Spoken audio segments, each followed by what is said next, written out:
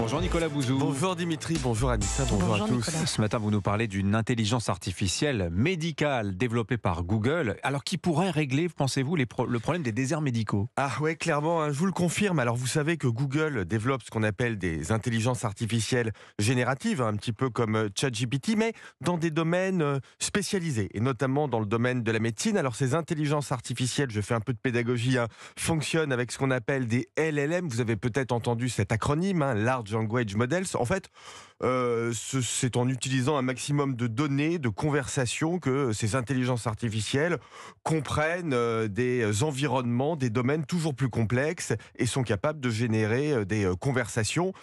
Google en développe une dans la santé qui s'appelle AMI. Articulate Medical Intelligence Explorer. Je vous promets que j'arrête avec les acronymes. Et alors, ce qui est tout à fait extraordinaire, c'est que Google a fait une étude avec deux groupes de patients.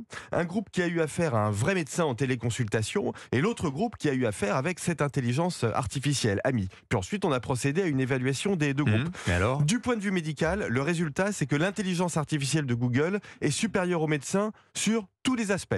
La précision du diagnostic, la prescription et l'organisation de la prise en charge. Bon, il y a quand même quelque chose d'irremplaçable dans une conversation humaine entre un patient et son médecin, non? On aimerait le croire, mais c'est pas si évident. On a demandé aux patients de documenter ce point. Le résultat, c'est qu'en téléconsultation, l'intelligence artificielle est en moyenne plus empathique que Non. les médecins. Elle donne plus confiance et elle est perçue comme plus ouverte et plus rigoureuse.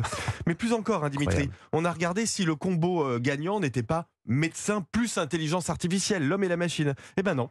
Écoutez bien ça, quand on étudie la précision du diagnostic, c'est l'IA seule, l'intelligence artificielle seule, qui obtient le meilleur score.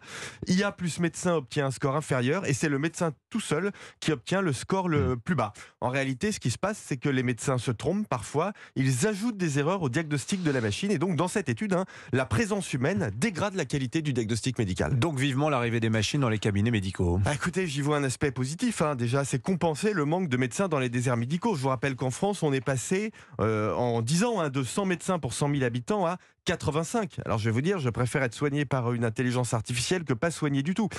Catherine Vautrin vient d'être nommée ministre de la Santé et du Travail. Vous voyez, là, typiquement, on est dans les deux sujets à la fois, le travail, avec l'avenir des médecins, et la santé, avec l'avenir de l'accès des Français à ces technologies. Et j'engage donc la ministre, je lui suggère de veiller à ce que ces technologies, quand on sera certain qu'elles seront fiables, soient accessibles librement aux Français. Et je lui suggère de lancer un travail prospectif sur le rôle à venir et la formation des médecins à l'heure de l'intelligence artificielle.